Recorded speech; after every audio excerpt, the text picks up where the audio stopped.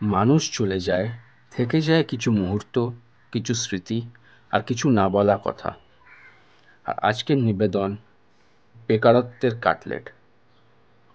বেকারত্ব এই শব্দটা সবার জীবনে কোনো না কোনো সময় অবশ্যই এসে থাকবে। কারণ কারোর ক্ষেত্রে একটু বেশি, কারোর ক্ষেত্রে একটু কম। কিছু ভাগ্যবানদের এই বেকারত্বের মুখোমুখি কখনো হতে হয়নি। আবার এমনও দেখা গেছে যে এমন অনেক লোক আছে যাদের ভাগ্যের শিকে ছিঁড়তে অনেক সময় লেগে যায়। এবার আমার কথায় আসা যাক। আমিও এই বেকারত্বের শিকার হয়েছিলাম। আমার 2011 সালে গ্র্যাজুয়েশন কমপ্লিট হয়। তারপর প্রায় 2013 সালের জুন মাসে অবধি বেকার ছিলাম। এই সময় সল্টলেক সেক্টর 1-এ করুণাময়ীতে বিকাশ ভবনে পূর্ত ভবনের খোঁজ পেলাম। তখন জানতে পারলাম যে এমপ্লয়মেন্ট এক্সচেঞ্জে কার্ড বানানো হয়। ঘুরতে ঘুরতে গেলামও একদিন। সেটা এখন অন্য পৃথিবী। সে তো এক অন্য পৃথিবী।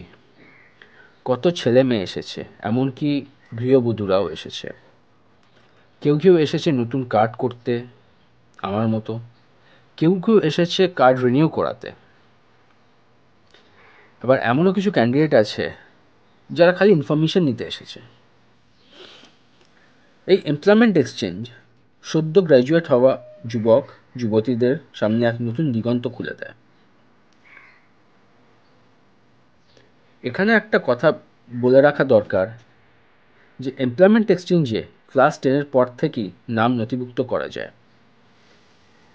আর এখানে এখন প্রায় 2020-র পর থেকে এমপ্লয়মেন্ট এক্সচেঞ্জ ডিজিটাল প্ল্যাটফর্মেই আছে। যারা নতুন কার্ড বানাবার জন্য অনলাইনে চেক করতে নেবেন, আমার অ্যাডভাইস যে একবার হেল্প ডেস্কে কথা বলে নিলে ভালো। আর এই এমপ্লয়মেন্ট এক্সচেঞ্জে আসা যাওয়ার মাঝে আমার পরিচয় হয় কাটলেটের সাথে। কি সুস্বাদু খেতে, না খেলে বলে বোঝানো সম্ভব নয়। তো এই ছিল বেকারত্বের কাটলেট। আপনারা হয়তো ভাবছেন যে বেকারত্বের কাটলেট এটা আবার কীরকম জিনিস, হতে পারে কোনো নতুন রেসিপি? না, কোনো নতুন রেসিপি নয়। বেকারত্বের কাটলেট একটা, কী করে বলি, এটা একটা ফিলিং।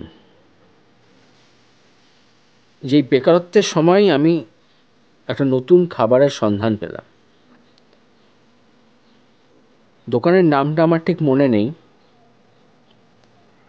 বাট অফিস পাড়া যেহেতু, নিঃসন্দেহে খুব ভালো বানায় ওই ভদ্রলোক। তো সববারের মতন এবারও বলছি, সবশেষে একটাই আবদার, চ্যানেলটা সাবস্ক্রাইব করে নেবেন আর পাশে থাকা বেল আইকনটা ক্লিক করে দেবেন। আপনাদের এই সাপোর্টটার খুব দরকার।